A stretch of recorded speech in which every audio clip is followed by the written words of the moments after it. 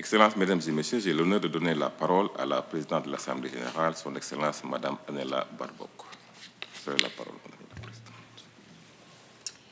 Merci beaucoup.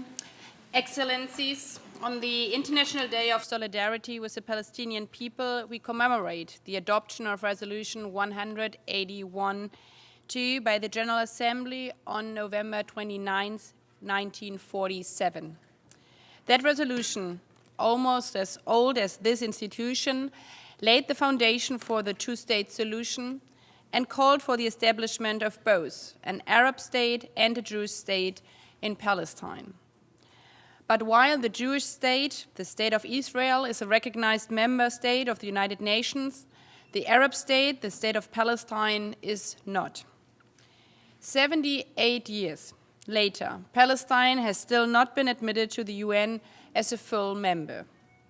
78 years long, we have denied the Palestinian people their inalienable rights, in particular their right to self-determination.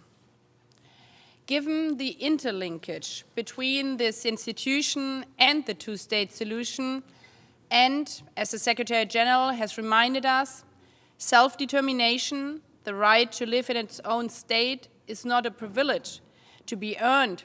It's a right to be upheld. There is simply no other option than to deliver on this right for the Palestinian people. As we have seen over and over again, especially after 2 years of war in Gaza, with tens of thousands of people killed, millions displaced, and over 80% of buildings damaged or destroyed following the atrocities of Hamas on October 7th, the Israeli-Palestinian conflict cannot be resolved through permanent war, illegal occupation, forced displacement, or terror. Israelis and Palestinians will only live in lasting peace, security, and dignity when they live side by side in two sovereign and independent states with mutual recognized borders and full regional integration.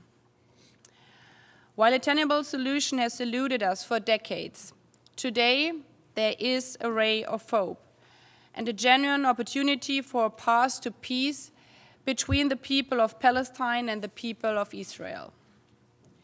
As underlined by the vast majority of member states in the New York Declaration in September, and following the endorsement by the Security Council of the Comprehensive Plan to end the conflict in Gaza, the next steps are clear.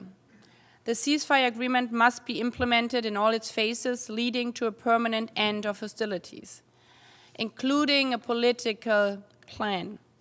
Hamas laying down its weapons, Israel's army to withdraw in full, end of settlement and demolition in the West Bank, unifying West Bank and Gaza. And most importantly, and most urgently these days, humanitarian assistance must be immediate, safe, and unconditional, delivered at scale through all crossings and throughout the whole Gaza Strip, in coordination with the UN and other humanitarian organizations, and in line with international humanitarian law and humanitarian principles. So today should be more than a day of solidarity. It should be a day where we open a new chapter in this decade-long stalemate. Yet, dear Excellencies, we cannot ignore the facts on the ground, that once again civilians are dying in Gaza right now. At least 67 children have been killed since the ceasefire. Scores more are orphaned, once again searching for remains in rubble. All of this in contradiction to the promises we made in the General Assembly and in the Security Council. I met affected children while attending the World Social Summit in Doha at the Al Tumama complex, where children evacuated from Gaza were being treated. Children 2-year-old, 10-year-old, teenagers, children who has lost their arms, their legs, their parents, their siblings, they lost everything. Through it all, they were still trying to smile, trying to make it somehow through. Excellencies, if these children are still trying, still pushing forward, then certainly we, here in this safe chamber, have to try even harder, once again. Once again, to work together to ensure the ceasefire, to walk the path towards sustainable peace, to create a credible pathway to Palestinian self-determination and statehood as provided for in Security Council Resolution 2803.